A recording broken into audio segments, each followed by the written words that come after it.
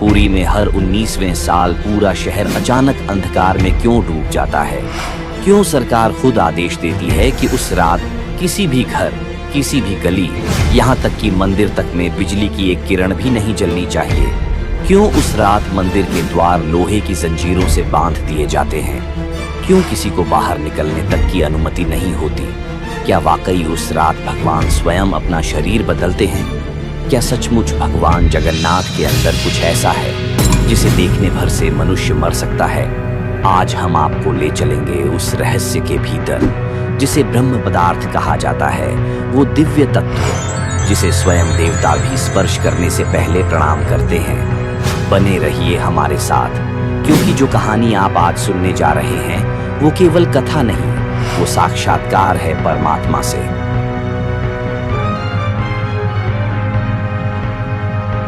साल था 2015। पुरी की गलियों में असाधारण सन्नाटा था। मंदिर के चारों दिशाओं में प्रहरी तैनात थे। हजारों दीप बुझा दिए गए थे। हर घर की खिड़कियां बंद थीं और आकाश में जैसे चांद भी झांकने की हिम्मत न कर रहा हो। कहा जाता है उस रात भगवान जगन्नाथ ने अपना शरीर त्याग कर नया शरीर धारण किया। इसे कहते हैं नवकलेवर, देह परिवर्तन। एक ऐसी प्रक्रिया जो केवल 19 साल में एक बार होती है। उस रात मंदिर के भीतर केवल कुछ चुने हुए पुजारी, दैतापति प्रवेश करते हैं। उनकी आंखों पर काली पट्टी बंधी होती है, हाथों में भगवान का वस्त्र लिपटा होता है और होठों पर पूर्ण मौन। कहा जाता है जो भी इस अनुष्ठान को अपनी आंखों से देख लेता है वो कुछ ही क्षणों में अपना शरीर छोड़ देता है, क्योंकि उस समय वहां उपस्थित होता है स्वयं ब्रह्म तत्व, वो शक्ति जो पूरे सृष्टि को चलाती है। अब सवाल उठता है, यह ब्रह्म पदार्थ आखिर है क्या? कई लोग कहते हैं यह भगवान श्री कृष्ण का जीवित हृदय है, जो द्वारका के विनाश के समय भी नहीं जला। महाभारत के अंतिम अध्याय में वर्णन मिलता है, जब श्री कृष्ण ने अपना शरीर त्यागा तो उनका हृदय दिव्य प्रकाश बनकर समुद्र की लहरों में बह गया और बहते बहते पुरी के तट तक पहुंच गया। वहीं नीलगिरी के नीचे से एक नीम का वृक्ष उगा, वो वृक्ष जिसमें भगवान स्वयं प्रकट हुए, और उसी से बनी जगन्नाथ, बलभद्र और सुभद्रा की मूर्तियां। उन्हीं मूर्तियों के भीतर ब्रह्म पदार्थ रखा गया, वो दिव्य हृदय जो आज तक धड़क रहा है। ये धारणा बिल्कुल गलत है, क्योंकि भगवान श्री कृष्ण का शरीर पंचभूत का नहीं है, वह सच्चिदानंद स्वरूप है, इसलिए उनके शरीर को जलाया नहीं जा सकता। पुरी के बुजुर्ग पुजारी बताते हैं, जब हम पुराने देवता से ब्रह्म पदार्थ निकालते हैं तो ऐसा लगता है जैसे हमारे हाथों में कोई जीवित प्राणी धड़क रहा हो। वो हलचल, वो स्पंदन शब्दों में नहीं कहा जा सकता। कहा जाता है जब दैतापति उसे नए देवता की मूर्ति में स्थानांतरित करते हैं तो मंदिर के बाहर हवा तक रुक जाती है, पक्षी उड़ना बंद कर देते हैं। यह वह क्षण होता है जब देवता का आत्मा नए शरीर में प्रवेश करता है। इस पवित्र घटना की रात को आषाढ़ कृष्ण चतुर्दशी कहा जाता है। ये वही तिथि है जिस दिन शिकारी जरा ने भगवान श्री कृष्ण के पांव में बाण मारा था। कहते हैं इसीलिए नवकलेवर भी उसी रात संपन्न होता है, क्योंकि यह श्री कृष्ण की देह लीला का स्मरण कराता है। उस रात मंदिर का हर दीपक बुझा दिया जाता है। ओडिशा सरकार खुद आदेश देती है कि शहर की बिजली काट दी जाए, क्योंकि यदि किसी ने उस समय मंदिर की दीवारों से झांकने की भी कोशिश की तो उसकी मृत्यु निश्चित है। 3 देवताओं के 3 दैतापति एक एक ब्रह्म पदार्थ को अपने हाथों में लेते हैं। आंखों पर पट्टी और चारों ओर सन्नाटा। कोई मंत्र उच्चारण नहीं, कोई दीप नहीं, केवल दिव्य स्पंदन। पुरानी मूर्तियों से जब ब्रह्म पदार्थ निकाला जाता है तो उन्हें मृत देह माना जाता है। उन पर अंतिम भोग, सरबंग पंक्ति भोग चढ़ाया जाता है। फिर उन्हें कोयली बैकुंठ में दफनाया जाता है, वहीं उसी स्थान पर जहां पहले की मूर्तियां और दफनाई गई थी। लेकिन हर बार जब गड्ढा खोला जाता है तो पिछली मूर्तियों का कोई भी अंश नहीं मिलता, जैसे धरती स्वयं उन्हें अपने भीतर समा लेती है।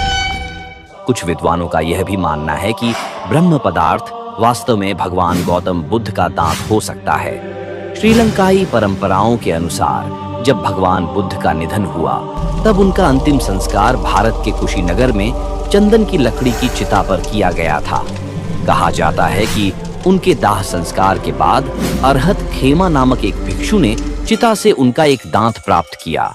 यह दांत धीरे धीरे ब्रह्मदत्त के राज्य की राजमुद्रा या शाही धरोहर बन गया और इसे दंतपुरी नामक स्थान पर रखा गया, जिसे आज उड़ीसा का पुरी नगर कहा जाता है। समय के साथ यह धारणा फैल गई कि जिस शासक के पास बुद्ध का यह पवित्र दांत अवशेष होगा, वही उस भूमि पर शासन करने का दैवीय अधिकार रखेगा।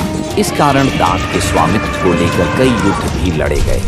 भगवान बुद्ध के निधन के कुछ समय बाद यह पवित्र दांत कलिंग के राजा गुहा शिव के अधिकार में आ गया। उड़नी नामक नगर का राजकुमार दंता, जो बाद में बौद्ध भिक्षु बन गया था, इस दांत की पूजा करने आया। राजा गुहा शिव उसकी भक्ति से प्रभावित हुए और अपनी पुत्री हेममाला का विवाह उससे कर दिया। लेकिन इसी दांत के कारण कलिंग पर अनेक बार आक्रमण हुए। एक ऐसे ही हमले में राजा गुहा शिव मारे गए, पर उनकी पुत्री हेममाला और दामाद दंता बुद्ध के उस पवित्र दांत को लेकर श्रीलंका भाग निकले। हेममाला ने उस दांत को अपने बालों के आभूषण में छिपा लिया था ताकि कोई उसे न पा सके। अंततः यह पवित्र अवशेष श्रीलंका पहुंचा, जहां आज भी कैंडी के श्री दालदा मालिगावा मंदिर में उसकी पूजा की जाती है। इसी कारण यह माना जाता है कि वह पवित्र दांत, जिसे श्रीलंका में प्रतिष्ठित किया गया है, ब्रह्म पदार्थ नहीं हो सकता। कुछ श्रद्धालु मानते हैं कि ब्रह्म पदार्थ कोई यंत्र है। श्री जगन्नाथ में गोपाल यंत्र, श्री बलभद्र में शिव यंत्र और देवी सुभद्रा में भुवनेश्वरी यंत्र हैं। लेकिन जो इस प्रक्रिया को करीब से महसूस करते हैं, वो कहते हैं कि न कोई धातु है, न कोई यंत्र, यह सजीव चेतना है, वो तत्व जो जीवन और मृत्यु दोनों से परे है। नव कलेवर की प्रक्रिया 58 दिनों तक चलती है। पहले पवित्र नियम वृक्ष की खोज होती है, जिसे दारू ब्रह्म कहते हैं। वृक्ष की खोज के लिए पुजारी संकेतों का पालन करते हैं। चारों ओर में सर्पों का वास, पास में कोई जल स्रोत, वृक्ष पर चक्र, शंख, गदा, पद्म जैसे चिन्ह। ऐसा लगता है मानो स्वयं भगवान अपना रूप चुनते हैं। जब नई मूर्तियां बन जाती हैं, उन्हें पुराने देवताओं के सामने लाया जाता है। मंदिर के अंदर घोर अंधकार में देवताओं की आत्मा का स्थानांतरण होता है। कहा जाता है उस समय वहां इतनी ऊर्जा होती है कि सामान्य मनुष्य का शरीर उस कंपन को सह नहीं पाता। इसलिए पुजारी नंगे पैर, मौन में भगवान के वस्त्र से अपने हाथों को ढककर ही उसे स्पर्श करते हैं। और जैसे ही ब्रह्म पदार्थ नए देवता में प्रविष्ट होता है, मंदिर के भीतर से एक सूक्ष्म प्रकाश उठता है। वो प्रकाश जो न आंखों से दिखता है, न कैमरे में कैद हो सकता है, वो केवल आत्मा महसूस कर सकती है। कहा जाता है जब यह प्रक्रिया पूरी होती है तो पुजारियों में से कुछ उसी रात प्राण त्याग देते हैं, क्योंकि उन्होंने वह ऊर्जा सीधे अनुभव की होती है जो संपूर्ण सृष्टि को संचालित करती है। और शायद यही कारण है कि पुरी में हर 19 साल बिजली बंद की जाती है, क्योंकि उस रात मनुष्य और परमात्मा के बीच कोई तीसरा नहीं होता। ब्रह्म पदार्थ को पुराने से नए देवताओं में स्थानांतरित करने के बाद नई मूर्तियों को सोने के आभूषणों और पाठ वस्त्र से सजाया जाता है। पूरी प्रक्रिया में 12 घंटे तक लग सकते हैं। दूसरे दिन की सुबह नए देवताओं को वेदी पर बैठाया जाता है। मंदिर की दैनिक दिनचर्या लगभग 58 दिनों के बाद फिर से शुरू होती है। नए देवताओं को सुगंधित फूलों की माला और नए वस्त्र दिए जाते हैं। भोग अर्पित किया जाता है और पूजा की जाती है। अभी भक्त फिर से मंदिर में प्रवेश कर सकते हैं। तीसरे दिन नए देवता रथ उत्सव के लिए मंदिर से निकलते हैं।